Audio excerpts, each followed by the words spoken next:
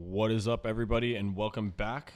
We're just going to keep these special guest episodes rolling in for you guys because you seem to really like them, but welcome back to another special guest edition of Ask PJ Braun here at the Braun Pool Home, and we have none other than the boys from Generation Iron with us today.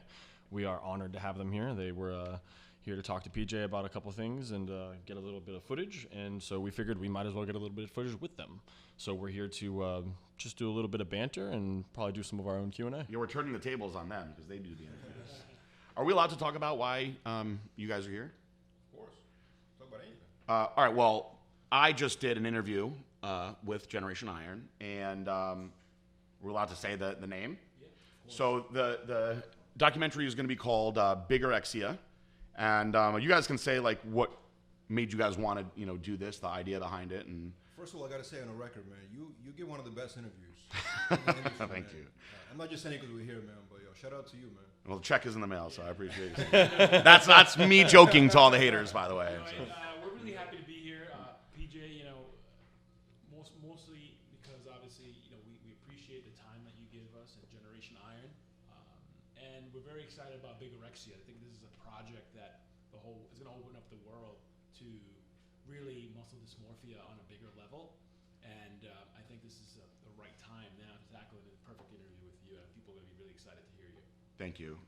We do a lot of films that basically that are catered for the fitness industry, the bodybuilding industry specifically. But this one, we feel like it's going to cross over in a major way, and it's going to incorporate bodybuilders, different other athletes, and of course scientists, doctors, and patients. That deal with bigorexia issues. So it's going to be a cool one. And maybe it'll help athletes that are going through a lot to really understand, what they can fix or what they can learn a little bit more about. Because you guys have doctors in this one that are going to speak professionally on the condition. It's not just a make-believe thing. And case studies, you know what I mean? The case studies of patients that are going through bigorexia and seeking treatment. You know what I'm saying? It's crazy, obviously. You said some crazy stuff in your interview that you dealing with it personally, right? But like you don't seek treatment necessarily because you feel content. Well, I'll see what people think when it comes out of how they feel about what I said and my position in it. I'm sure that the stuff that I was talking about is probably going to be far different than many of the stuff that you see in the case studies. But, I am obviously honored that you guys chose me. We've wound up becoming, good friends through all this. And so because of that, I wanted to get you guys on here because I think there's a lot of cool stuff about Generation Iron that a lot of people won't know. Exactly. And from talking with you guys a lot, I am just in love with how it all started. So if you guys don't mind telling everybody, I always say it started with Big Pun, and people think I'm kidding and they don't know what I'm talking about. So maybe you guys could tell the story. Are you a fan of Big Pun, PJ? I am. So I'm from Connecticut, and I dated a girl from the Bronx. So I was in New York a lot. Oh, and so that was a huge part of my growing up. So like Hot 97 as a kid, that was what everybody listened to.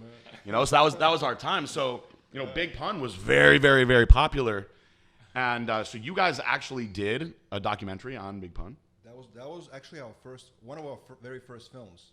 And how old were you? How'd that happen? Oh man, how old were we? We were probably like 22 years old, probably. Yeah, we started that project right out of college. Yeah, I think it was literally right around the time before we graduated. So Vlad and I went to school together. What school did you guys go to? We went to Pace University. My sister went to Pace Law. Yes, and then Vlad went on to do some NYU film school. I went on to work on Wall Street, did financing. How about that? Commercial real estate financing. Did that for another 4 years. Worked in Wall Street for about 6 years. Then in 2008, we were finally getting ready to release Big Pun. Sony came to us. They said, we should put together a really big premiere. We had Big Pun's family, his estate, all these huge music artists from Method Man, to Exhibit, to Snoop Dogg. That's awesome.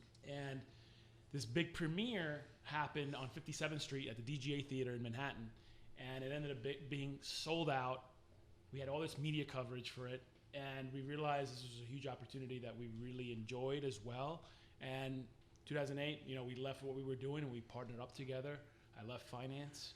I didn't want to work in the finance industry anymore, even though it was very comfortable.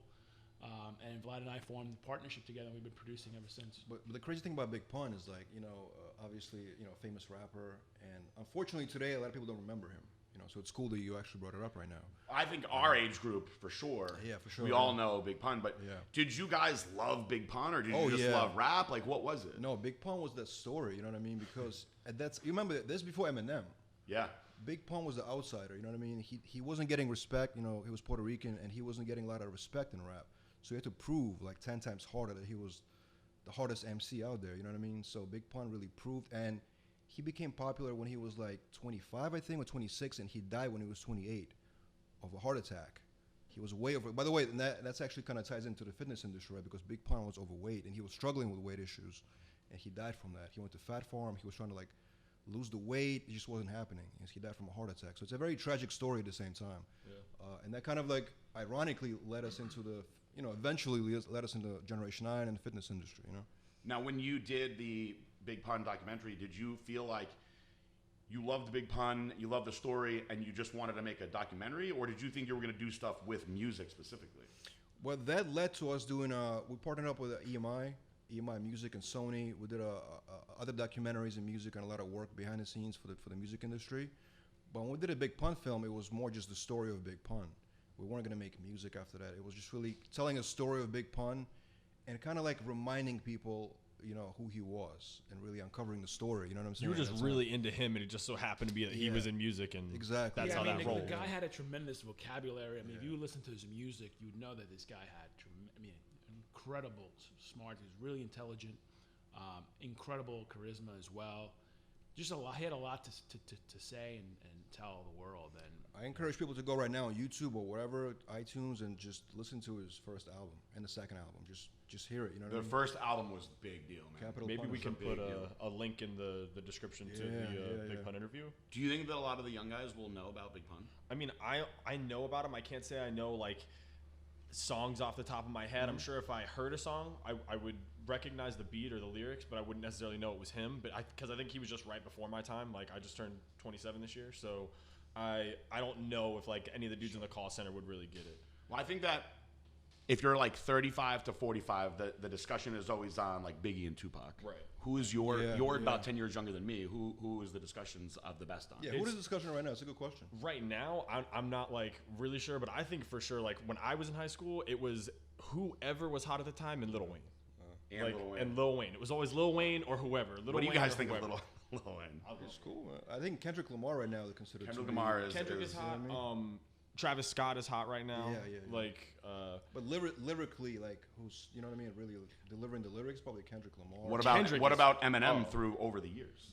Yeah, no, 100% Eminem. I think he spoke to a lot of youth, out there that were going through things, and I think he's tremendous vocabulary as well. Unbelievable dictionary. So when you guys, it's hard to pick just one. So when somebody says who's the greatest rapper of all time, who do you guys say? Oh, that's a tough one. Man, being from New York, it's hard to kind of say that you have to put Biggie in that. Biggie, you have to put Biggie. I mean, me personally, I've been a big fan of Big Pun, of course, and I think if Big Pun had lived a little longer, I think he would have done a lot more. Yeah. But I think Biggie and Tupac are great. I love Biggie. Obviously being from New York. Standard, Biggie and Pac. I think. Yeah, what do you think? I think aside from the standard Biggie Pac, I love Lil Wayne. I think that like lyrically, he's said some shit that's just a level above what other people usually put out. Obviously, like he's got good contenders around in that level, but I just for some reason he always connected to me. I don't know if it's just because I'm from the South or what, but like. What you think about Carter 5? I honestly loved that album. I listened to it on repeat for like 2 weeks. There was 2 songs. Actually, the one I think he did with Kendrick Lamar it was like a story song. I'm just not a fan of that type of track. So that was the only one I wasn't really vibing with.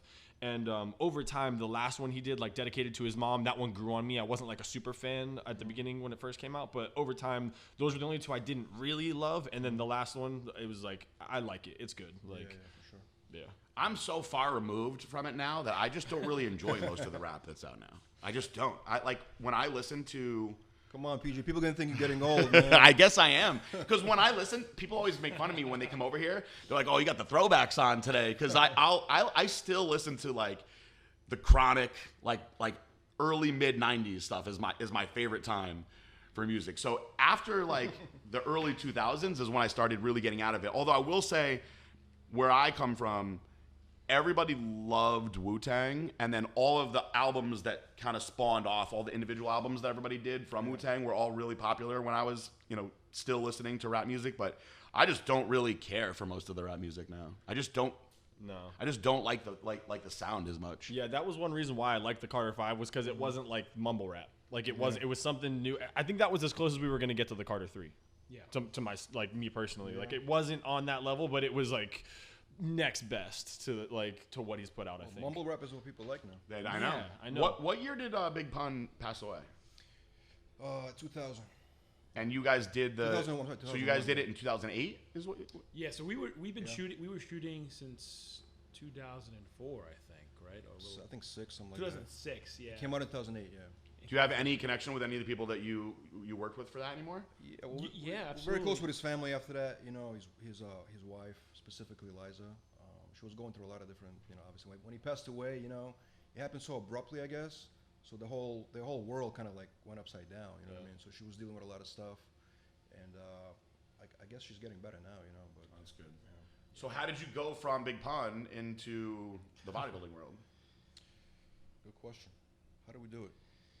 Well, one of the things we did, obviously, with Big Pun is that it opened up a lot of doors for us in the music world. So during that time, I don't know if you remember, you had all these file sharing sites that would share music illegally. I forget the names. LimeWire. Exactly, LimeWire. It all started. Napster blew up. Yeah, Napster yeah. When I was in college, you would go into different dorms, and there'd be Napster would be just playing in rooms. You would have either Napster or LimeWire on. Napster wasn't Napster like the legal version though? Like you had to pay for Napster, or Then was it? It became legal. It became after. legal. Okay, after. okay, So- yeah. Because I remember LimeWire was like instant AIDS for your computer. People went at Napster though, like Metallica boycotted them. Right. It was like a big deal. So they had to go legal. They So- lost a lawsuit, and Yeah. they lost the company, I think. Huh. So what we realized is that there was a huge opportunity in the music industry. A lot of these studios didn't know how to market their catalogs anymore because people were downloading music illegally. So the business model changed, and that presented an opportunity for us to help market music catalogs through documentaries and film. So that's how we were able to work a lot now with Sony, EMI, which we were able to secure a distribution deal for a lot of the music, TV documentaries that we did, and we did a movie called Last Day of Summer, which was our first feature that Vlad directed with Nikki Reed, who was at the time starring in Twilight. That movie was produced for around about $1 million or so. We released that movie, we sold it, and it became a hit mostly because, from a business side, because of Nikki Reed being in Twilight. So that momentum helped pick up the movie internationally.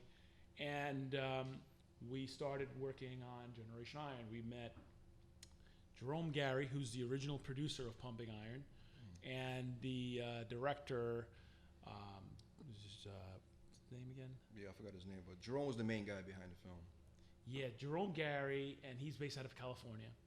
And we presented the idea of doing a sequel to Pumping Iron in a way, and we realized at that moment that Arnold had the rights to Pumping Iron. Of course. So Arnold bought all the rights, and he basically owned the catalog. So we said, you know what? Let's start meeting some of the bodybuilders. So that's how we were able to meet a lot of the competitors like Kai Green, Phil Heath, Branch Warren, Hidetada, and we put together a documentary and a treatment based on some of the findings that we've had, over the last year. And we started developing this project with Jerome Gary, Vlad directing it, and we put really our heart and soul into making this project. And we realized then, just from meeting Kai, Phil, and all these guys, that bodybuilding slowly became a passion for us as well. We loved the athletes. We loved who they were, what they represented. We realized these athletes were more than just like meatheads. There was a science to it. They had a lot of charisma, a lot of humor behind them. These are smart people that had a story to tell. And we started developing the project. And in 2013 it came out. 2013, we released the film. It became a massive hit worldwide. It was top 5 highest grossing documentary at the box office. We beat out Sony, Fox, And all independently. We did it massive ourselves. studios that we beat at the box office. And we sold it to Netflix, sold it to ESPN. The movie took off internationally. And since then, we realized there was a huge opportunity for content in the fitness and the bodybuilding We saw space. a void in the media space.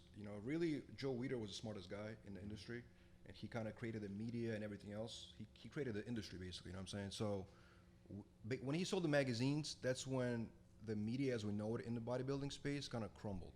So we saw that. We saw that the magazines are not going to transition into something new. Digital. So exactly. So in 2015, we started Generation I, and we took the name from the movie and we spinned it off into an actual network, which is basically kind of like you imagine like Vice Digital Network meets Muscle and Fitness. You know what I mean? So that's the idea behind it.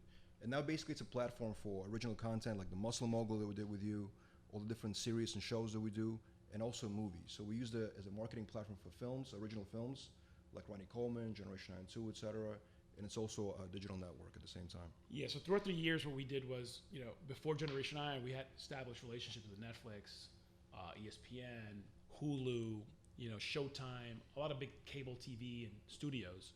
And we were able to bring those relationships over to the fitness and bodybuilding side. And we were able to create stories in the bodybuilding and the fitness industry and, in a way, bring mainstream outlets to the industry. And that's how we were able to kind of bridge everything together. Were you able to connect with, because obviously the bodybuilders, we were all going to watch Generation Iron. I remember there was a lot of hype that year around the Olympia and everything going into it. It got a lot of hype. And, well, for starters, did it go as big or bigger or not as big as you thought? Because it seemed like it was a pretty big deal. We got really good reviews from a lot of mainstream outlets like LA Times, you know what I mean? Like Washington Washington Post. So we got good reviews that crossed it over to the mainstream. So like a lot of people that have nothing to do with bodybuilding, like tell us they like Generation Iron. They find out about bodybuilding through Generation Iron, right? Which is kind of cool, you know what I mean? Because you would think, right, like bodybuilding, like if you go to the Arnold Classic, you see it's massive scale of expo, right? You would think that people know about it, but I found out about Arnold Classic when I was doing research for the film. I came to Columbus, Ohio for the first time. I think it was 2012, and I was like, wow, what is this? You see Arnold is there, like his face is everywhere. It's a huge expo center, but I come back home to New York, nobody knows about it. What's Arnold Classic? What is that?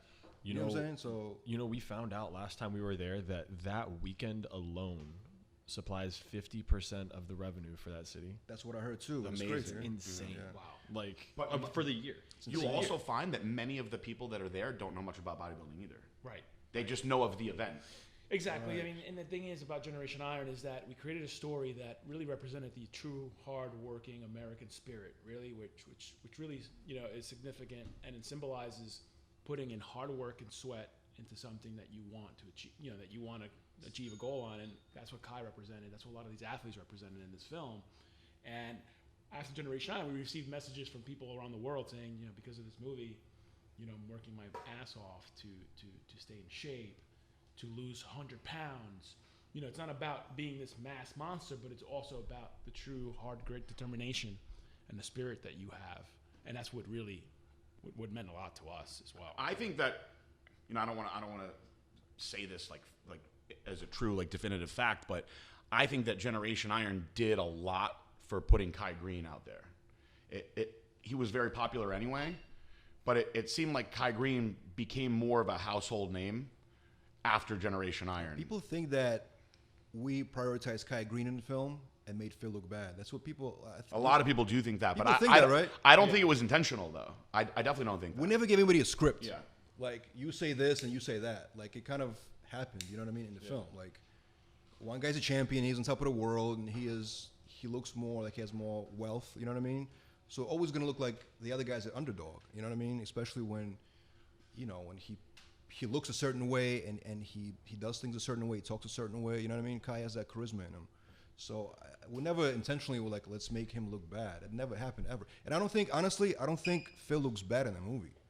I don't understand why people say he looks just because he's confident. Like, why does he look bad? I think he just seems like Phil if you've known about him for what do you? And I think that you obviously at this point in the game know this, that no matter what way you shoot a film or what way you play out a storyline, somebody's going to take it their own way and make it how they saw it, and it has nothing to do with the actual plot or what it was meant to be, and it's just always going to be that way. No matter how you can't please everybody, no matter what you put out.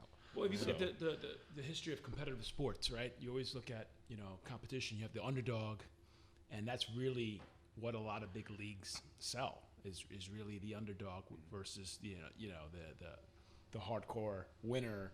Like the Mayweather, Pacquiao. That's what people saw in Phil versus Kai. And I think that the film obviously incorporated that story, and they saw, you know, the two sides. They saw a guy from Brooklyn who grew up in the project, which is very real, where, you know, Kai grew up in the foster care system, and that was a huge story that we were able to tell.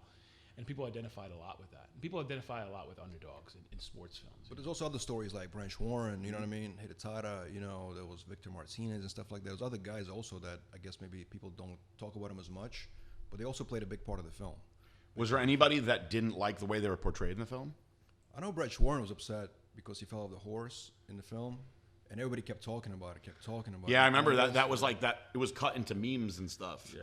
But I mean, he did fall off the horse. It's not like you staged it. So no, I think the reason that went bad is just like in the scene before how he's like, I'm gonna go and win this shit, and then the very next scene is him falling off the horse. Like it's kind of comical the way it was put together. Like not that even whether it was meant to be or not. Like you know, obviously would never want anybody to get hurt, but like that scene was funny. Like he's a huge dude getting thrown off of a horse. Like I'm sure that horse is like not really trying to carry somebody so heavy every day or realistically at all when they're used to carrying like little old ladies. Like, I thought he looked good because he still got up. Oh yeah, he recovered and then he competed. You know what I mean? Yeah, absolutely. So, like, it's but again, like even if he had like hit the ground and cracked the earth open, people would have been like he fell off a horse. You know, I know he was upset about that. That was in the film. What about, so from the time that came out, that was a big hit, till now, you've done 2 other Generation Iron, so there's Generation Iron 2 and 3.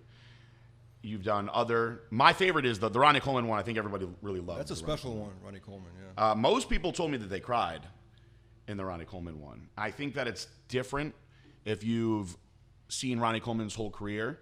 I also think that if you know nothing about Ronnie Coleman and watched it, it's still pretty, you know, heart-wrenching, I would say. Yeah. But I think it's more so for the people that remember him as like a god. You know, there was no one that's ever been like him, and there may never be anyone like him ever again. And then, you know, to see how beat up and how far down he ended up after all that, I think that film has probably changed a lot of people's mentality towards training that hard.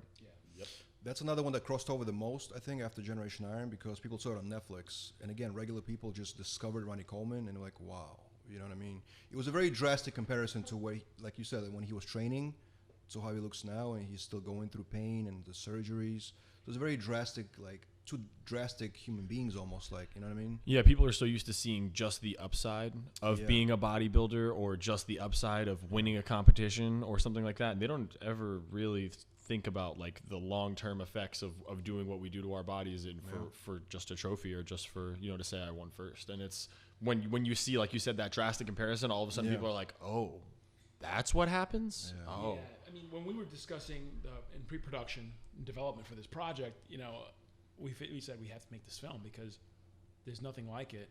No, you know, there's a lot of people out there that, believe it or not, still don't know who Ronnie is, but he represents so much for the sport.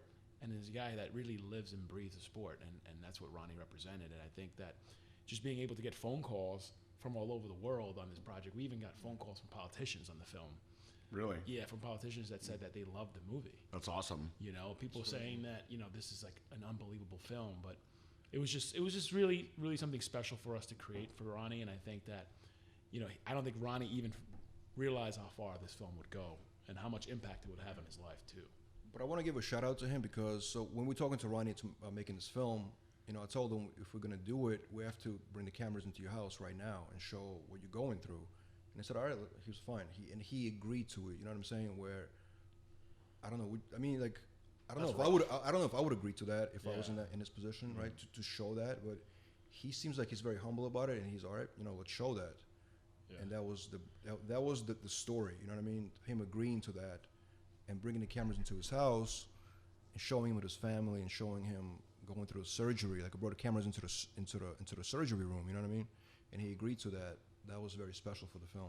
So I gotta give a shout out to him. Yeah, shout out to Ronnie for that. And we all love Ronnie too. Yeah, and more importantly too is just I think that Vlad as a director over the years has been able. It's important to gain trust with you know, the athletes and the subjects that we have in our films. And without them having that trust in us, we're not going to be able to deliver a movie that will resonate with viewers around the world. And that's important because, you know, oftentimes you'll shoot a project And you can tell right away that it's not as authentic if you don't get that trust. You know, when someone lets you into their home or someone lets you into their lives and talk about what they've been through, you know, that helps the viewers identify a lot with the stories. And Vlad is a testament to that because he's able to have them trust him as a director, really, to tell a story. Yeah. What was important to me, I knew that the hardcore bodybuilding community was going to watch it.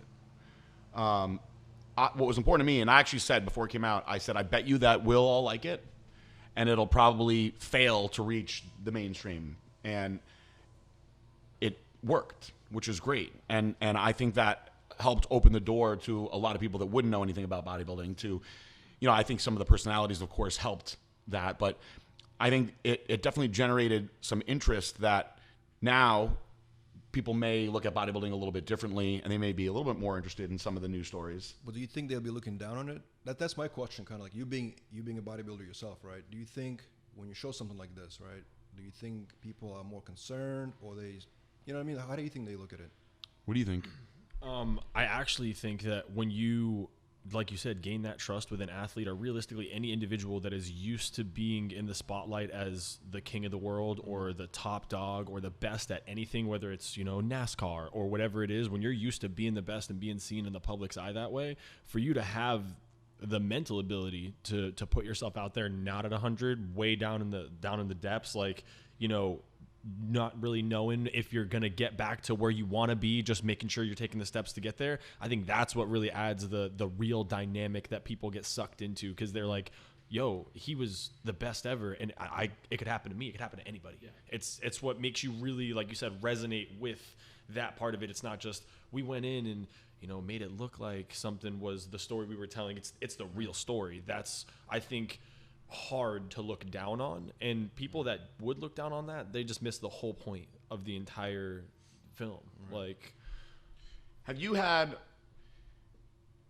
ideas or projects that you presented that certain bodybuilders were just like, nope, I don't want to be a part of it? Wow. We do a lot. So this year alone, we're putting out 5 films. So Enhanced. You saw Enhanced? Yes, Tony Hughes great. Story. Yeah. Then we have. I'll tell you, there's a lot of people that the hardcore bodybuilding fans, they do not want to watch the Tony Hughes, and I've told them, just watch it. Just watch it and just check it out. I think that a lot of people think that he is a spectacle for the sake of attention, but I think that people will have a much different perspective if they watch, and at the least they'll be entertained. So let me give you a lineup. So Enhanced is, I understand why hardcore bodybuilders or purists of the sport will say, I don't want to watch. I understand that, but we have a very diverse films coming out this year. So we have Dorian Yates. I mean, Dorian Yates is one of the most respected bodybuilders in the world. We're having a film about him coming out this year. We have a Lee Priest movie coming out this year. We have a Colin Van Morger, who's an influencer, but also very crazy story about his, him being an adventurous guy who gets hurt and then overcomes something as well, And then we have, of course, Sean Roden documentary coming out this year. Sean Roden is, current Mr. Olympia, So it's a very diverse group of projects.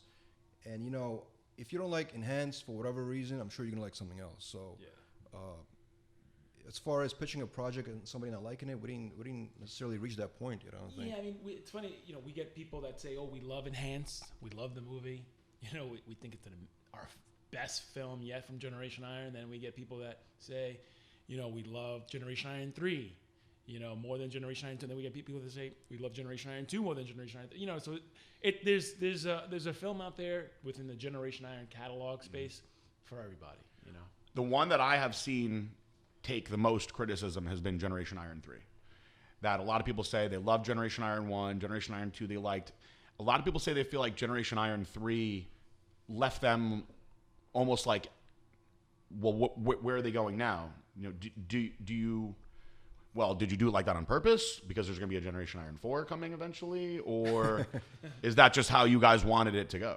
It's a trilogy, every Generation Iron is like an anthology series. It's not one is not a mimic of the other one, a continuation. It's 3 totally separate standalone films. The first one was about Olympia, competition for Olympia, right? It was a modern pumping iron, basically. The second one was, focused on the industry. What is the bodybuilding industry, right? Like, people don't know about what an industry is. and we explain what it is to a certain degree. You know, this is different. There's influencers, you know what I mean? There's female competitors. There's women's bodybuilding. It's kind of being put to the side, you know what I mean? And then there's guys like Rich Piana, you know. Some people hate Generation 92 because of Rich Piana, you know what I mean? Like, I feel like in the industry, there's two types of people, right? One type of people is a purist of the sport who only want to see the positive aspects of the sport. You know what I mean? Go train hard in the gym, eat, diet, and you'll be the champion. You know what I mean? They don't want like steroids don't They don't want to. They don't want to hear the word steroid mentioned anywhere. I just don't get that. And then you get the other side, which is like, show me as much steroids as possible. Show me everything. Take me behind the scenes. Show me how they inject steroids. Just talk about everything being real. You know what I mean? You can't make everybody happy. And you can't make everybody happy, and they're always gonna clash. And like, we get emails, people saying show more steroids, and people say don't show steroids. Why are you working with Tony Hughes? So I don't know. You know, I don't know. Like, I feel like we have different types of films for these two different types of people. You know. So. Yeah, I mean, when we did Generation Iron, we realized that we had to be very objective about the topic of steroids. Otherwise, we were going to get crushed by, you know, LA Times, New York Times, Washington Post, by the mainstream critics. And that's something that we had to make sure we addressed. And we did it the right way. We found a doctor with the help of some of the sources that we had, and also Jim Sapani, right? Dr. Jim Sapani was really, really instrumental in really educating people about steroids and how it's being used and whatnot. And I think that was addressed really well in the movie. And to this day, I mean, we try to be objective with every film because we want to make sure both sides of the story are told, and sometimes the conclusions are made by the viewers, you know. But see, not everybody's a Tony Hughes or Rich Piana, right? Like, you're not gonna get a current Mr. Olympia showing you how what he takes. It's just not gonna happen because, first of all, he's gonna get penalized most likely by the industry, right? He's gonna lose sponsor potentially, and they just don't want to show that necessarily. You know what I mean? And some people all they want to talk about is that, and being very open about that, right? So there's different subjects that we're working with all the time, different characters. You know? Yeah, I mean, the key for us is also to kind of highlight the trends. Mm-hmm. You know, I think when Generation Iron 1 happened and then Generation Iron 2 happened, we realized there was a huge trend. We wanted to educate people on what the bodybuilding industry is, you know, who these influencers are, how they make their money, and there's a lot of people that just didn't know those details, you know, and I think that was a story that we wanted to tell with guys like Rich Piana and Callum and a few other ones in Generation Iron 2. And then in Generation Iron 3, we felt that there was a need for us to tell a story for an international audience as well. There's a lot of international athletes out there that are not on the spotlight, but are putting in a lot of effort and a lot of work into training, nutrition, and dieting, and also competing. And we wanted to make sure we highlighted that as well. Well, I think that because of social media, before social media, the purists, the better you were as a bodybuilder, you're going to get the most spotlight. But now, because of social media, it's really come down to more who's going to speak more. And that's why somebody like Rich Piana became so big. I mean, Rich Piana might have become bigger than bodybuilding. You know, I mean, when he died, it was on TMZ. You know, I mean, there's plenty of very, very good bodybuilders that competitively were, of course, far better than Rich Piana, but nobody knew that they died outside of our circle. So now with social media, it's, if you have the personality that, maybe you have the physique too, but it's the personality that I think has spread the word on this a lot more. And because of that, the drugs have been talked about far more in bodybuilding than really any other sport. But, you know, I believe that there are drugs, you know, in every single sport. You see it a lot now with UFC guys getting popped, a lot. Yeah. When somebody gets popped in Major League Baseball or football, they're considered like cheaters. Right. But I believe that those are just the ones that get caught. And I believe there's a lot more of it than I think that society really wants to accept. So, you know, what do you guys think about the mainstream sports and performance enhancing versus bodybuilding? Because I think in bodybuilding, it's a lot more expected and accepted now. Oh yeah, other sports you can't even. There's nobody's gonna share their stories how they use steroids. Maybe after like Jose Canseco, right? He retired and then he talks about steroids. But other sports are way more stricter. You can't talk about steroids and being a professional football player. How many guys like that? That after they're done even talk about it? Almost none. Almost none. None. Like, yeah, so in this sport, you know, you can get away with way more, I think, and people are more vocal about it as well. And the social media changed everything. The social media basically, in many ways, killed the magazines, you know, and really give everybody a voice. Everybody's kind of like, it's up to you how you're going to grow, how you're going to advance. And people do crazy shit, though. You know, people do really crazy stuff out there to get noticed. Now, is it good or is it bad? I don't know. I mean, social media, in my opinion, has made bodybuilding a lot bigger in many ways. It's more of a universal topic. It's, Absolutely. you know, it's more accessible. Information is more accessible. It's also way more desirable because of social media. But you know, back in the 90s, you didn't see people that were really in good shape unless you went to the gym and looked for them. Now they're all in your face every time you go online. And now you have guys like Joe Rogan talking about bodybuilding and steroids and all that. You know, and I think there's a lot of education out there that was not available that there is now. You know. Well, I think an interesting one to look at is one of the most beloved people in Hollywood and sports is The Rock. And people love The Rock in all aspects of life. And I think most of us in bodybuilding, we all know that The Rock takes steroids. You know, there's we just know it. I don't know that. You just, when you do it long enough, you know, I can even tell different things that he's doing for different movies. So he'll never, he's not going to be out there talking about what he does for the movies. I even know who was helping him with what he was doing for one of the movies because we've talked about it before. But that is somebody who maybe. How do you feel about bodybuilders who are influencers that claim to be natural, but everybody says they're not natural? How do you feel about those people? The biggest one who gets the most hate is Michael Hearn. I knew you were going to say that. Or Michael Trend, they call him now, right? So, honestly. But what if he is natural? Maybe he is, right? Maybe he truly is that genetically gifted. We don't know because we're not in, his cabinet in the closet and seeing where he keeps his stash. We don't know. But he's been riding that forever. I think that to not get ridiculed, you have to just not even talk about it, or you have to be honest about it. You to come out and be like, I am natural over and over. I mean, DLB gets ripped up a lot for that. She may be natural. She might be. There are certain people that are genetically gifted. For the most part, you're not going to be that lucky. She was in GI too, and that topic came up, and she answered the question. You can see it in Generation 9 too. So she also claims that she's fully natural. Just like everybody else. I mean, a lot of people say the same thing. So I think if you are truly natural, then you should come out and take a stance on it. I don't think there's anything wrong with that. I think if you're not and you try to push it, you get looked at as a liar. You're lying to the fans, you're lying to the community, and people don't like that. So now I get it in baseball and football, it's just not allowed. You're considered cheating. You're breaking the rules if you're doing that. There really aren't tests in competitive bodybuilding, so you're not cheating. You're just doing what everybody else is doing. Do you think there should be? Do you think there should be tests? Let's put it like this: if there was testing in bodybuilding for steroids when I was getting into it, I would have stayed natural. I would have followed the rules, but there wasn't, so I did what I had to do to win. That's fair. Fair is fair, and now there are guys that are like, all right, well, I'm going to take more than this guy because I want more of an advantage. Sure. Mm-hmm. That is why I think that with regulation, if there were doctors involved and, there was a legal issue where, okay, this doctor's going to make sure that you're healthy and that you're performing the best that you could possibly be, I think it would be great for sports. I really do. Yeah. But I understand the hormones a lot better than, the general public will. And that's why I have the stance that I do. I think to do it sneaky and reckless is not a good idea, of course. But I also believe that most of the baseball players and football players that are doing it, I do believe they're working with experts. Yeah.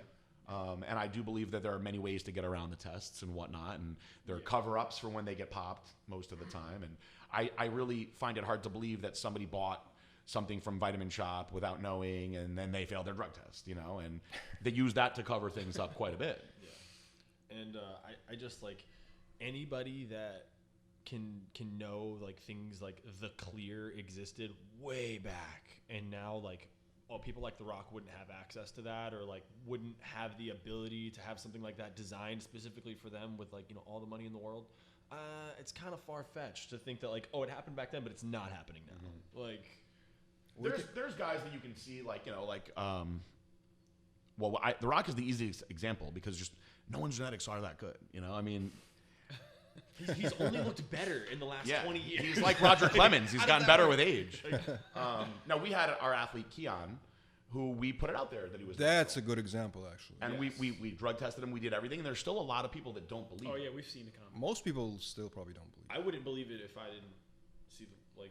and I can't read it, but like if he's telling me that it's saying that he's natural, then I believe it. But if I didn't have him telling me yes, then I would not believe it. I wouldn't. I couldn't. Like I don't know why. And People think there's an agenda behind that. Yeah. You know, why is PJ saying that this guy's natural? I mean, maybe you could. I mean, you've spoken about it already multiple times, but you know, it's fascinating to see people's perspective on that. I mean, I have taught many of our athletes how to use things the right way. And if Keon wanted to, I told him I would hope that you would come to somebody like me that knows how to do it the right way. And I did tell him there's going to be a limit that you're going to get to naturally. And I told him you will not win the Mr. Olympia natural. You're very good. This is amazing what you've done naturally, but to get to that level, there's going to be somebody whose genetics are close to as good as yours or as good as yours, but saw stuff. doing the other stuff too. And that's going to be where you hit the ceiling. So So will you then advise him to be, you know, to get? absolutely, and I won't let him pretend to be natural when he's not natural anymore either. So, you know, I wouldn't let him. The guys that I believe are lying, and I'll tell you, I don't know with Mike O'Hearn. I don't know. Maybe if Keon is natural, maybe Mike is natural. He could be. There are some people that are absolutely genetically gifted. I mean, Ronnie Coleman turned pro natural, and a lot of people think that that's not true. But anybody that knew him knew that he was, and then he got on the good stuff. Flex Wheeler says that he thinks that, you know, his biggest mistake in his career was nothing that he did personally. It was him telling Ronnie Coleman about how to use steroids the right way. Because then the next year, Ronnie Coleman came back and destroyed everyone. Yeah. We get a lot of emails. People say, make finally a project about natural bodybuilding. Only focus on natural competitors. And, you know, what do you guys think about that? Would you want to see a project? I would watch it. I think the guys would look far less impressive, of course, but people would have to understand that. I think it'd be good to see how different they really do look, because there are a lot of guys in the Natural Federation that I also think are lying about being natural. And then there are guys that are really good natural that you have enough of an eye where you're like, that guy's telling the truth, you know? So I think it would be, you know, it hasn't been done, and I think that there's a story that should be told on those guys. I think that people will have to accept that the physique is going to be far less impressive. But then how would we know if they're lying or not? You know what I mean? What if we get a character and the character's lying to us, and then we got to test them all? Yeah, you could get into the testing part of it for sure. Maybe you should do it for us. But you test everybody that's in the film. That's gonna be interesting. They'll say that I cheated. Yeah.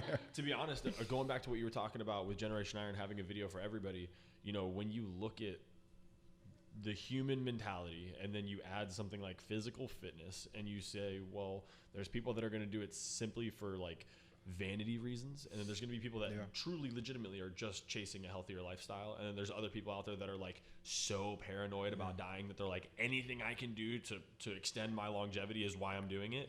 And all those people aren't going to fall into the same category. Some of them are going to be powerlifters, some of them are going to be bicyclists, some of them are going to be swimmers and stuff like that. So yeah, no, I think it's a great idea to have that wide variety, because fitness is so grandly widespread that it's impossible to hit one target demographic with just one style of video. So like in the same way that you did to Tony Huge, I do think it would be a great idea to do like a natural thing, but again, I think you really do have to put that testing on camera for people to believe it. We gotta do it, otherwise you don't get that same dynamic like you did with Ronnie. You know, you don't feel real. That is true. Have you thought about doing something on just the different levels of the women's side? You know, in Generation 9, so Generation 9 and 2, we had Iris Kyle in that film. Yeah. It was actually... has to be the greatest female bodybuilder of all time. I think so. Yeah, for sure. I don't think there's any debate on that one. Well, people loved Linda Murray. She was great. And I think did they have the same amount of Olympias, or did Iris have one more than I think Iris had more. And Linda Murray was on another level. She was just outstanding. Yeah. And then Iris Kyle was like the Ronnie Coleman, you know, so she took it to a whole nother level. So I think that she's, you know, accepted as the best. But now there's so many more women in the sport between the bikini, you know, figure women's physique. It's gotten huge now. Yeah. And well, there's also a dark side to the women's side on all levels. People often think that, well, the bikini girls, they must all be natural, but you know, there's a lot more to it than that. And there's a lot more. I think there's a lot more. I guess because I coached women for so long, there's a lot more of the psychological pressure on the girls' side too. And then you also wonder, like, the girls that do push it that far, you know, like what made them push it so far, because it's far less accepted on the women's side. Like, you know, as hard as people may be on some of these freaky bodybuilders, there's an aspect of it where people really think it's cool. Whereas on the women's side, even most of the male bodybuilders kind of look down on the women bodybuilders. Yeah, we do want to include more women in our projects, not just in the films, but also on a network. You know, having more content with women, more editorial content on women. It's just that sometimes it's difficult because our audience is so male dominated. I think it's like 85% male at the moment, and they want to see more men. You would think they want to see more women, right? But they actually want to see more men bodybuilders doing things. Oh, of course. So, but we do have a agenda to include more women. You know, as the network grows, as our platforms keep growing, we want to include more women. Absolutely. Diversity. What Absolutely. about, so you said you have 5 projects this year. Yeah. Are you doing anything outside of fitness, or are you staying around fitness going forward? Well, it's all, you know, Generation 9 platform, and also it's a lot of editorial content as well, you know. So Ed and I always kind of like, we detach ourselves from the network and editorial content because we have a lot of relationships, and the network has to be very objective. Like when the news breaks, if something happens, even if you're in the news, we got to report on it. Like the network has to report on it, you know what I mean? But we kind of like, we have our team run the network, you know. So we want to just have more content as much as possible, both editorial and video content, and keep diversifying, you know what I mean? As far as the content, it has to be fitness related or at least sports related. You know, we do a lot of MMA stuff as well. We did a movie called The Hurt Business. I don't know if you saw it. Stop. It's actually on Netflix right now also. It's called The Hurt Business. And that movie tackled MMA, you know. I haven't seen that one. I'm going to have to watch that. John Jones is in it. Ronda Rousey is in it. A lot of Rashad Evans, who actually lives in Boca Yeah, too. he lives right around Yeah, here. he's a great guy, you know what I mean? And that was our take on MMA.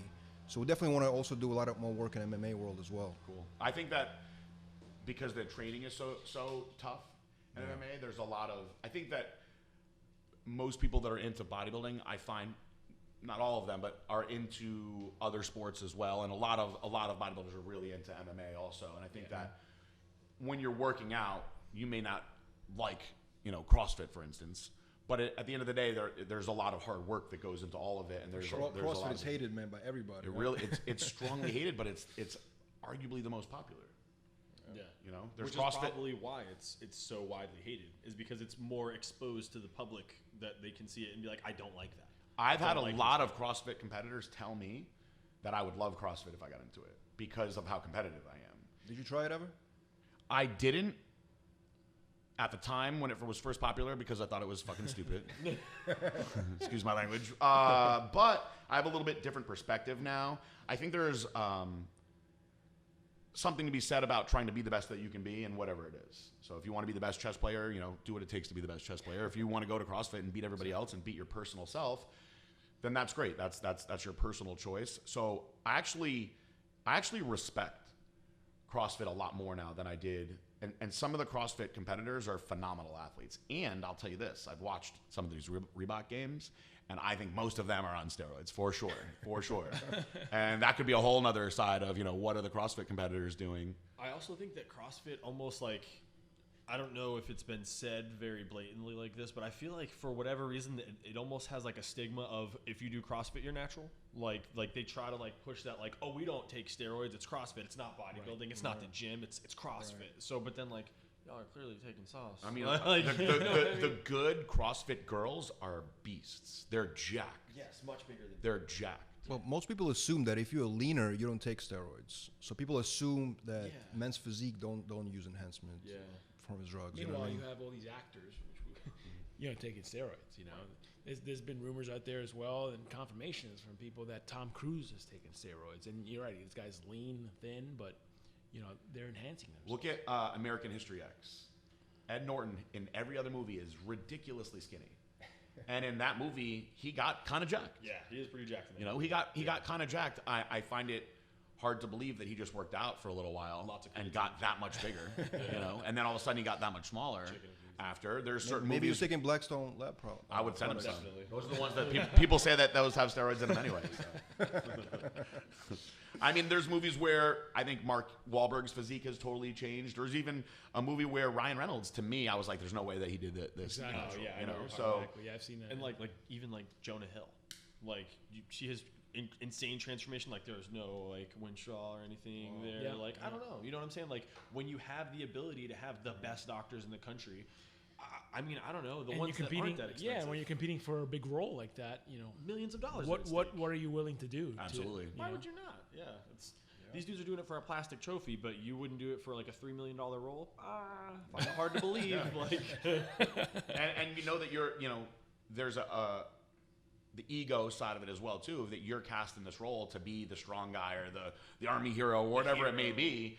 You're going to be plastered on these screens everywhere, and you've got to look a certain way for that character. You got to fit the part. Yeah, it's very demanding. I mean, people don't realize there's a lot of demand for these guys like Chris Hemsworth and all these other guys are huge, jacked guys. I mean, they're definitely putting in some sort of work and something else. Well, I always remember reading that Arnold would say that they wanted him to be smaller in a lot of his roles, but now it seems like there are certain roles where The Rock is very, very big. Certain roles where maybe he's not as big. So I think that if you're somebody that's not working out at all and you're cast as this character, if you start working out and eating right and spending all these hours dedicating to your body, yeah, you're going to change a lot for sure. But if you're given, hey, I need you to look this way in 3 months or 4 months, right, and you have to accelerate it, like all the guys from 300. right. All those guys had pretty sick physiques, and I remember there was a whole workout behind it and was in like Flex Magazine or something. Yep. And I would assume there was probably some doctors involved that were writing scripts for all the things that they needed. Well, it's interesting when you're in a movie, right? You're a leading man. You gotta look jacked for a role, let's say, right? You gotta appeal to women, though. You see what I'm saying? I don't know in your experience, but like, let's say you ask random 10 women in the street, which actually in Generation 9-3, we go on the street, we ask people, what do you think about these physiques? We show them like men's open bodybuilders, men's physique, and most of them didn't like any open bodybuilders at all. They all were like, okay, men's physique, kind of too jacked, but okay, I'll take that one. You know what I mean? Yeah. So most regular women, they're not gonna go for bodybuilder, right? I mean, No. I'll make, I can make that statement probably on their behalf. You know what I mean? Would you agree? They probably, they see one of those men's open men classic guys, and they'll probably be very, very attracted to them. Yeah. You never know. Maybe. Yeah. I think that for whatever reason, you can look however you want to look physically, but then there's just certain defining characteristics that people who don't use steroids will say, like, oh, you're so veiny, you definitely take steroids. Right, and it's like, no, that dude just has a low body fat percentage. He's not on juice. Like, you know what I mean? So then there's like certain things where like, well, you can look however you want, but if you're too veiny, I don't like it because you look like you're on steroids. And it's like, all right, well, there's certain things that do for sure come with it, but that doesn't necessarily mean all of them. I remember there's a famous quote by Arnold Schwarzenegger when somebody came up to him in Venice Beach when he was a bodybuilder, right? And they were like, I would never want to look like you. And he said, don't worry, you never will. Yeah. So, like, we're talking about men's open bodybuilders. Like, this is not like you just decide, oh, I want to get a body like that, I'll go get it. That's just not going to happen. Like, this is like, you have to be dedicated, like, years of life. And even you don't have genetics for it, you're still not going to be at that level. But I think now, where society is now, an Arnold Schwarzenegger physique is way more accepted than a Ronnie Coleman physique. 100%. I think that there's far more women that would say that they're pleased by Arnold Schwarzenegger's physique. And I don't know that they'll ever feel that way by Ronnie Coleman's physique, What do you think about women bodybuilders specifically? Like, I'm not talking about bikini girls. I'm talking about bodybuilders. What do you think about that? So about them? I have two different schools of thought on it. Number one, because I love bodybuilding so much, I find it to be impressive that a woman could take her body that far.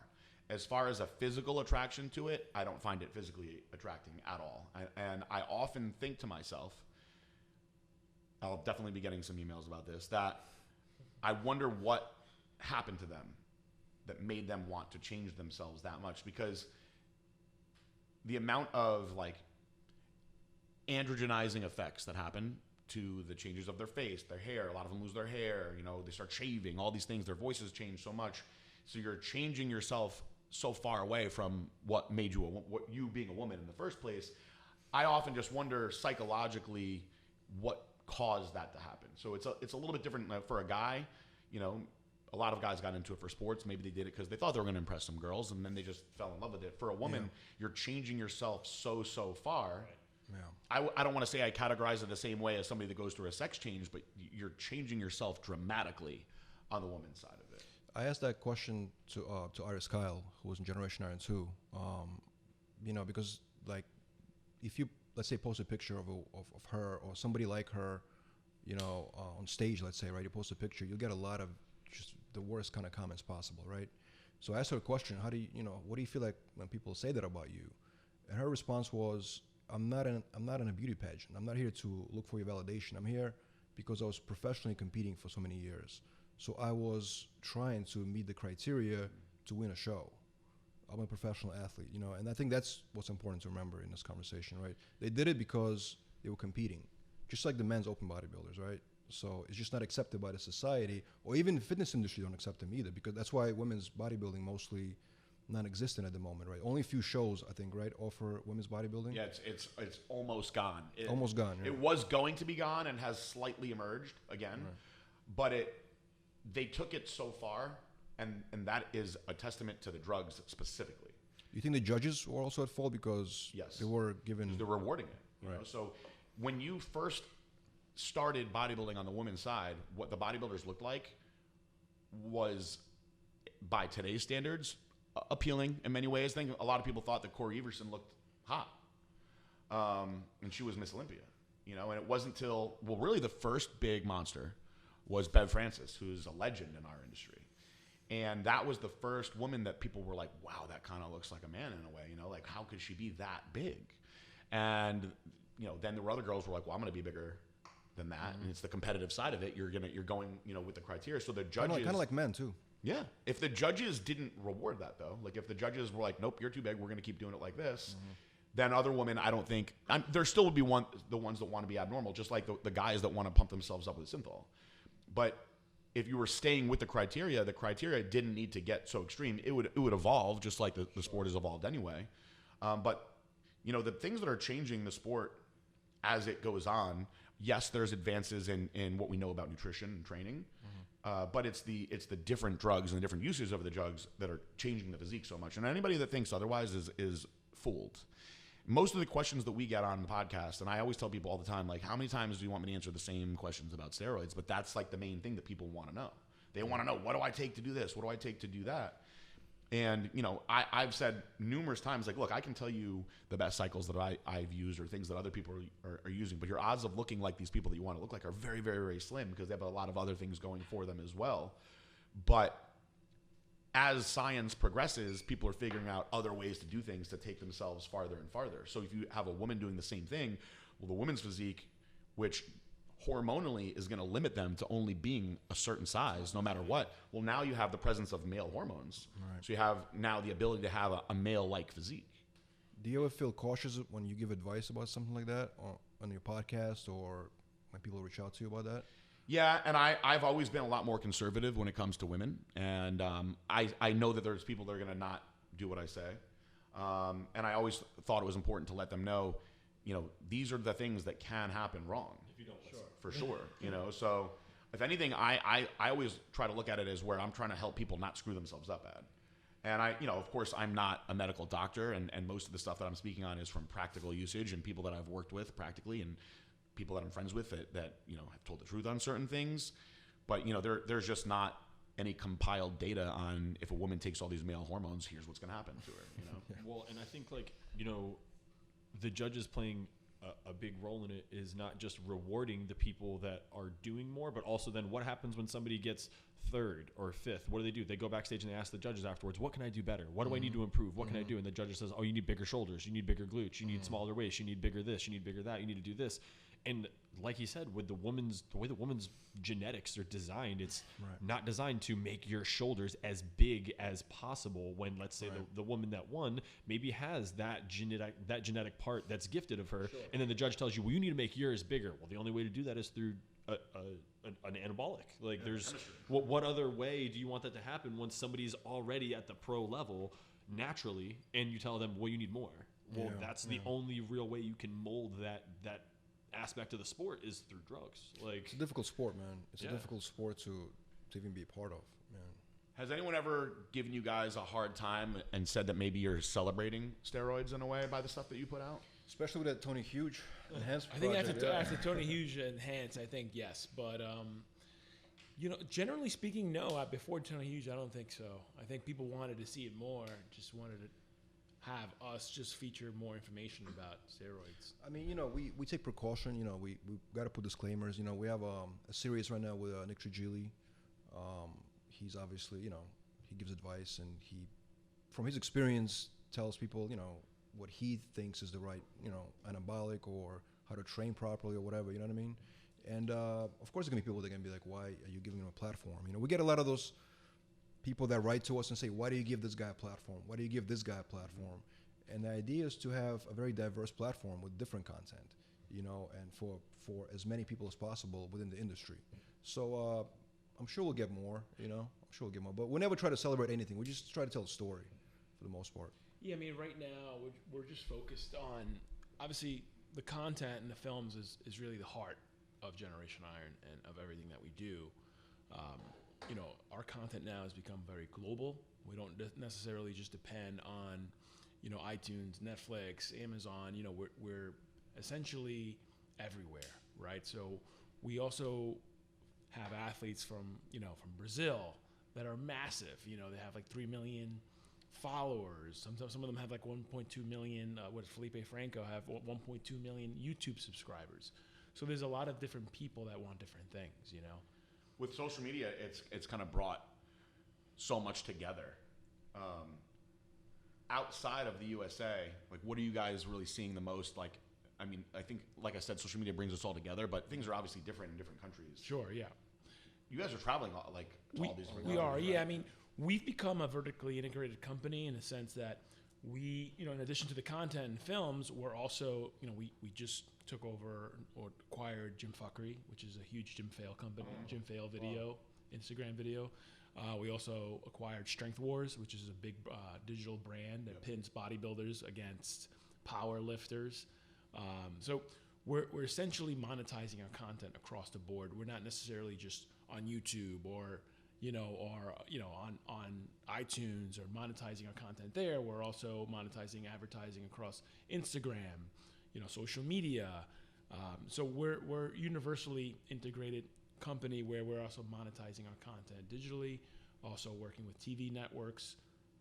So that's where we see ourselves growing. And we also have franchises in Brazil. We have GI Brazil, a huge market for us. Brazil is an amazing market for bodybuilding and fitness. And there on that platform, actually, we're seeing a lot more females following Generation Now Brazil. It's interesting to see that, right? Like different. Yeah. Why do you think that is? I don't know. I think because over there it's just basically, I think in US everything is more segregated. Like you either like bodybuilding, or you like men's physique, or you like bikini. Everybody's kind of a little bit separated. You know what I mean? Where in Brazil everybody's just part of the fitness industry. Yeah. It seems like that. You know what I mean? Okay. We have a very successful franchise in Russia right now, which is growing. We just started Japan, and then we're gonna grow more around the world in different territories. So we've scaled our company that way, and that in Brazil, for instance, we're the #1 fitness company in Brazil, fitness media company in Brazil right now, and in Russia we're pretty much there, I think, too. We just did a feature on a slap contest. So we cover different things. That's not just bodybuilding, and I gotta show that to you. we gotta show this video to you guys. I've seen some of that stuff. It's crazy how hard It's It crazy. was in a bodybuilding competition, and they just decided to do a slap contest. I mean, I think it went viral. It's about 4 million views now, I think. 4 or 5 million views or something like that. Just just a slap contest, and it went viral. And those are certain things that also that we feature that that help bring more viewership to us, obviously internationally. So we cover a array of things, not only bodybuilding, but also MMA. We work with the UFC. We worked with Bellator on a lot of different projects. So we're across the board, on our content. And then what else? But we're still growing, though. The thing is, Yeah. we're not even at 10% where we're going to be in the future. We're still at very early stages because we started this in 2015. So we very new on the block. You know what I mean? But we're taking steps. What of all the stuff that you guys have going on right now, what's exciting you the most about the growth of Generation Iron? It's really just taking on interesting projects. Like working with you was amazing. I think Muscle Mogul was a great project, which really highlighted the behind the scenes of a guy that's running the company as an executive, and also is part of the actual process of being a bodybuilder. You know what I mean? So stuff like that excites us. We have a lot more We should do, by the way, season 2 with you, man. I would love to. So Right? I know the guys. We will be got down we for got sure. we got to do part 2, man. I think. I'm in better shape now too, so we can do more of me. I can fulfill my body dysmorphia needs and show my physique more. A lot of things are a lot better now. Things like that. I mean, you mentioned what excites us most. What we're really excited about is growing internationally because, there's different appeals internationally. People like different things internationally. Like Vlad mentioned, some people might like, in the fitness community in Brazil, people like very specific things as opposed to Japan and Russia. But we're really expanding in those areas because we're localizing our content.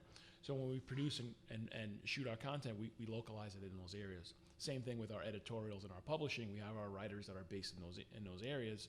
For instance, Generation I in Russia is run by Anton, who used to run a huge bodybuilding trade Magazine, in Moscow, and now he's running Generation I in Russia. Same thing with Brazil and Aretha. So we have a very, very, very cool team that's really good at what they do from an editorial and publishing standpoint. Is there a specific part of the world that you think is just far behind everybody else in bodybuilding? Well, I don't know far behind, but India right now is such a huge, huge market. Yeah. The problem with India, like for instance, we get, I think, the second most traffic out of India on our platform. The problem with India, as you probably already know, is that there aren't enough consumers to have enough purchasing power there to whether it's consume content or buy content, or maybe even buy products as well.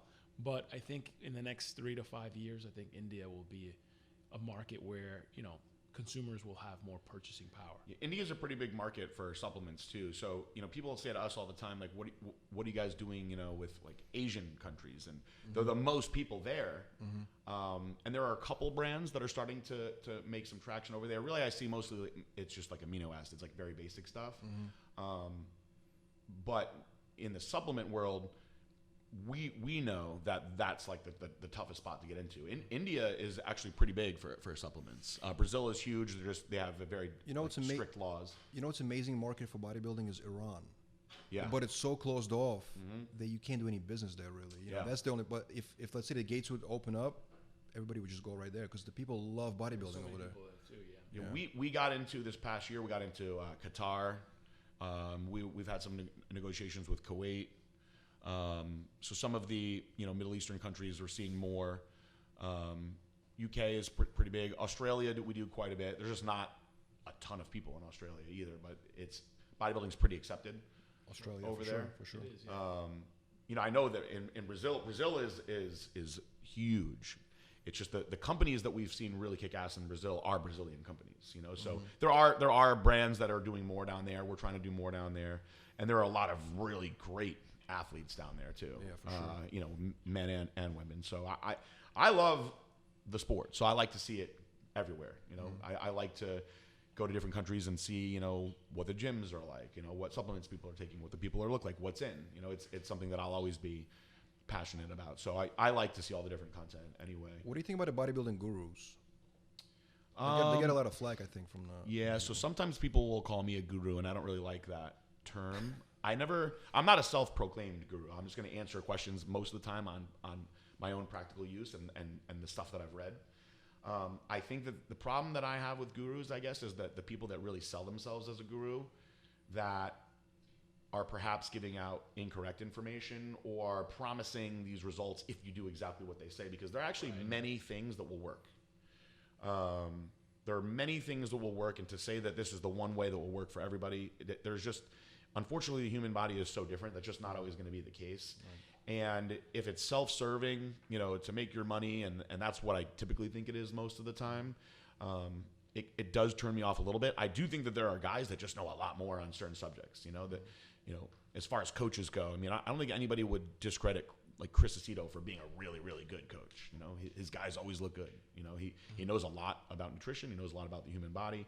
I guess the ones that turn me off more are the ones that are putting out these drug protocols, just because there's just not enough data and research on any of it to say what is safe and what isn't safe. Right. You're taking a chance anytime you do any every of this time. stuff. Right. So that's I guess the issue that I have. What do you think about bodybuilders that they switch the gurus? Like you know, let's say they do Olympia and then they switch to another one. Like, for instance, Big Ramy, like, you know, he left, I think he had like a few coaches, I think, in the past. Do you think it's the matter of finding the right fit, or do you think it's not the coach's fault at all? Like, what do you think? Combination of both. I think that everybody wants things instantly. You know, they want to win now. And if they feel like they're working hard and they're doing all these things and their coach didn't get them there, then there must be a better coach out there. Right. I don't find that's always the case. Sometimes I think that it may take the coach needing to learn the athlete a little bit more. And again, I do think there are coaches that are far better than others. I think that some of them are better at marketing themselves than others, so they're going to get more people in that regard. I think the ones that you see are switching a lot are the ones that are perhaps more impatient and, you know, well, I didn't win with this guy. You know, I heard this guy's good. He trained the guy that beat me. Let me go sign with him. Right.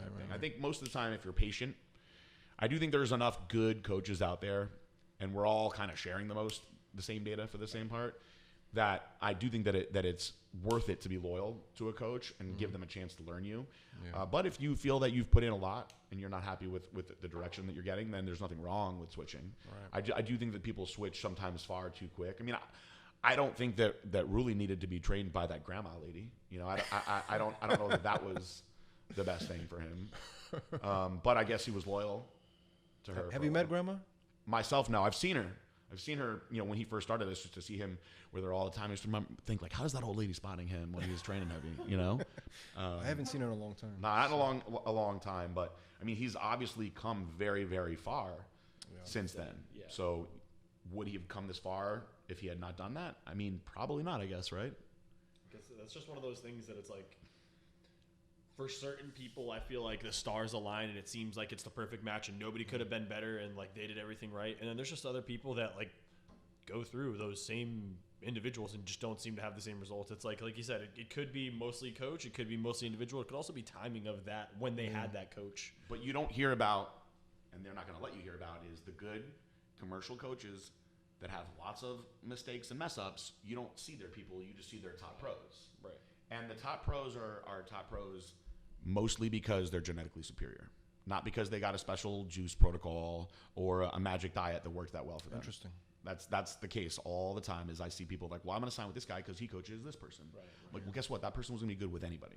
You know, I kind of am a little bit hard on Charles Glass, and I was pleased when Kai Green actually left Charles Glass after they sent him out there, and he was like, you know what, man, I've been training the same way for years. I tried it out. I didn't like it. It wasn't for me, and I left. And He's with George Farah, Kai, right? he's with George now, yeah.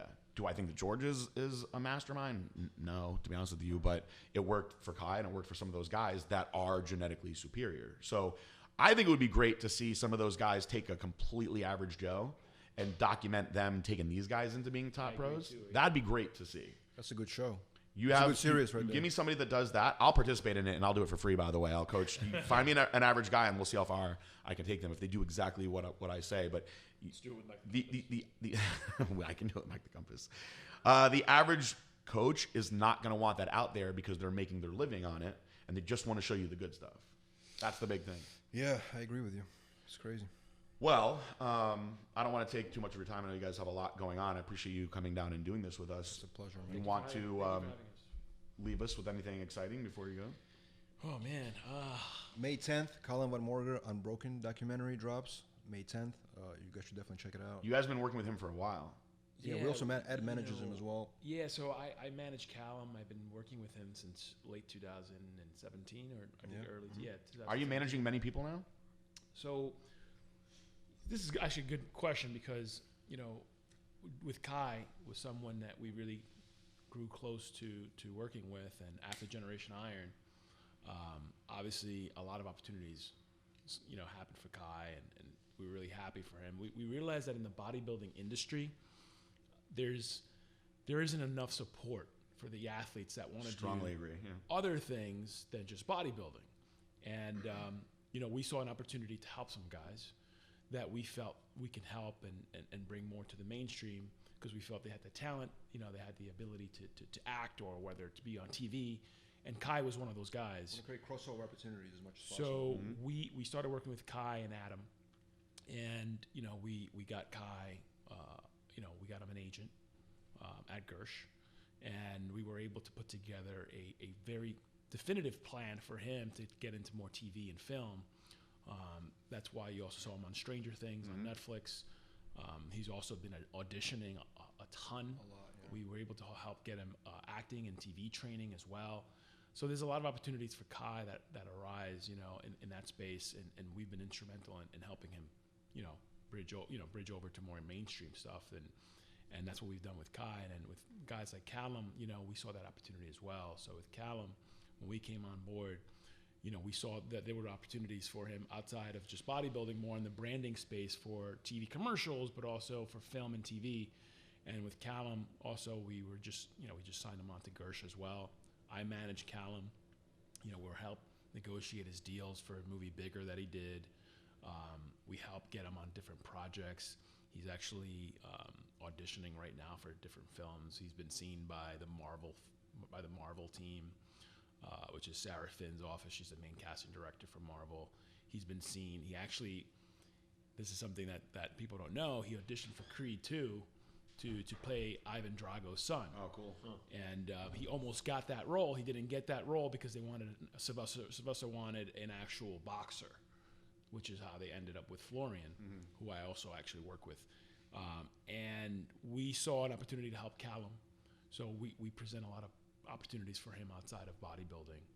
Right now he's auditioning for a Man versus Bear show, which he would essentially be a host Discovery Channel. on Discovery Channel for a host. So those are the opportunities and things that we also create for a lot of different athletes. And not only that, they don't have the representation sometimes to get, make sure they're not being taken advantage of, making sure they have the right deals.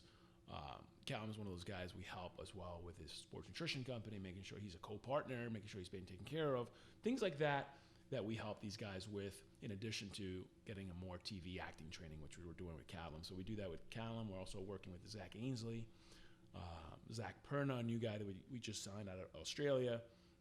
Guys that really speak very well to their audience and communicate very well and have that transition, the capability to transition to more mainstream TV and film. So we're bringing opportunities like this all the time for guys like Kai, Callum, and we really want to see them succeed. We feel that also helps bring more attention to bodybuilding. Absolutely. And Callum, we helped him book a Gucci campaign. So he's one of the main prominent faces on the pre-fall 2019 campaign for Gucci. I don't know so cool. I don't know any other bodybuilder that's ever been on a Gucci campaign. And what you just said about bringing more attention to bodybuilding because of it, like I know for a fact that Kai Green being in Stranger Things, like made people go look for who this guy is, because friends of mine that just know that I'm in the industry were like, yo, is this dude a bodybuilder or is he just like freakishly big for no reason? Like, is that why they used him, or is he like somebody that's becoming like the new Arnold? And I was like, no, that's probably what he's shooting for, is to become more seen in films. And just being as big as he is in something mainstream, people are like, wait a minute, hold on, this can't be just this dude's every day, he was just born like this. Like, because when you see people on film, a lot of the times, like we were talking about with actors, they're cast to be like the hero. You're like, oh, this dude was Superman, he was always looked like this. Yeah. Exactly. So I mean, that's what we do. And I think that guys like Kai have that artistic creative ability to them. They have the ability to be on film and TV, and they have the charisma. Sometimes you can be an actor, you can learn how to act and go do this training, but you may not have that charisma. That's why Arnold was so successful, because he had that. And guys like Kai, they do have that, and we're able to do those things with them. And Callum is one guy that I think he has, and he has a lot of capabilities. Unfortunately, he had that accident last year where he messed up his knee on a cliff, and he was actually, I was negotiating a deal with the producers from the Terminator movie, the new Terminator film that's coming out. He was going to play a young Terminator in that film, and because of the injury, he lost that opportunity. Although there's a lot of other opportunities coming up for him. Didn't he just, wasn't it a bicep tear and then the knee? Yeah. With him? Yeah. And then another bicep tear, 2 bicep tears. Yeah. Really? Yeah. And actually worked to his advantage at the end, because it was like blessing in disguise, because he was so thin, he was able to get casted for the Gucci campaign. Yeah. It's crazy. Like you go to these meetings in like CAA and like Hollywood agencies like Gersh, Massive talent agency. and you tell them about bodybuilding, and they just don't know anything about it. Or they don't know there's a whole industry happening, and we have to kind of educate them and tell them who's who. You know what I mean? And like which guys to look out for and stuff like that. And it's like separate world. It's a separate world, and that's why I'm very happy that I'm able to go into these meetings with these huge Hollywood agents, right, that are representing guys like Dave Bautista, The Rock, and help them understand who these guys are and what bodybuilding really is. Because I feel like there's a lot of opportunities that they're missing by not casting guys like Kai or Cal or other athletes, and that's kind of what we do best, is help educate them on the athletes, and I love working with the athletes. I love helping them. It's one of the things I love doing. Vlad knows that, and I think that's an additional business in our company that we want to focus on for sure. Well, I love bodybuilding. I'm always going to love bodybuilding. So anything that you guys are doing to spread the word, I appreciate it. And there's a lot of us that appreciate having the ability to be in front of a mainstream audience. I think it's definitely hard to find the personalities that can go the right way with the physiques, So I also think that there is a unfortunate stigma, and I've joked around about this a lot, of bodybuilders being dumb. So getting guys that can speak well and open doors for the sport to get more vision is really important to me. So I appreciate you guys doing that for sure. Yeah, I always get offended when they do like a commercial sometimes and they make a bodybuilder look really stupid. Always, yeah. You know what I'm talking about. They right? always like, make the bodybuilder be always dumb. stupid Yeah. or aggressive. Yep. Yeah, always. And it's kind of like, oh man, that's messed up. I hate seeing that. Yeah, but it's changing now. I mean, some of the guys that represent like The Rock, Brad Slater, we know them really well. They understand the sport a little more. So a lot of things are changing, and they see that there's a lot of opportunity for alternative content in TV and film for a lot of athletes, Well, thank you guys very much for doing this. Thank you again for the opportunity with Muscle Mogul. Thank you for coming down and letting me do this interview today, and for taking the time to do our show. We got our podcast up pretty fast, so this will be out there pretty quickly. So it'll be up by the weekend for sure. Video will be up by Monday. And like you said, thank you guys for sitting down and talking with us. People always love to see the content that you guys put out. Yeah, hopefully Thank people you will guys. listen, and Absolutely. we'll certainly get it out there on Generation Iron as well. Thank you. Absolutely, man. Thank you so much, guys. It's an always honor to have you guys, and we're going to end this like we always do with a peace out bye.